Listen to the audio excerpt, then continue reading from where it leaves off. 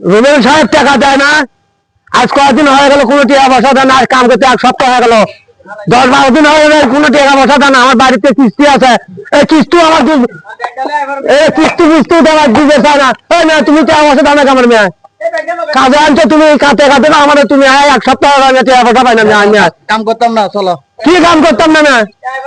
কাম করা লাগবে, কাম কি কাম করবে না? কাম করবো না, কাম হাতে দাও।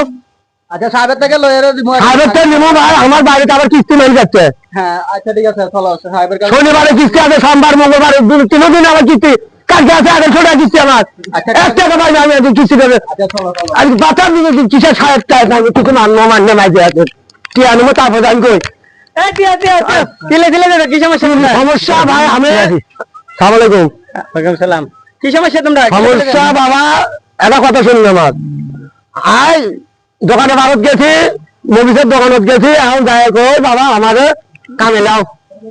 কামে আনছে, কাম করতেছি।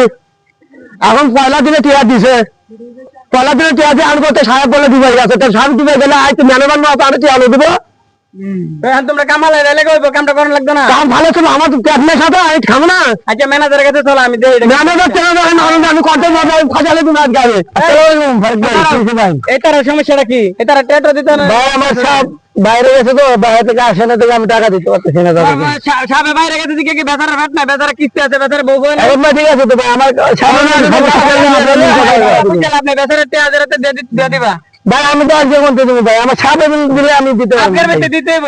আমার সাহেবের কাজটা বুঝে না দিলে সাহেব তো টাকা দিচ্ছে না ভাই। তার মার, তার কে দেন মার, তার মার তার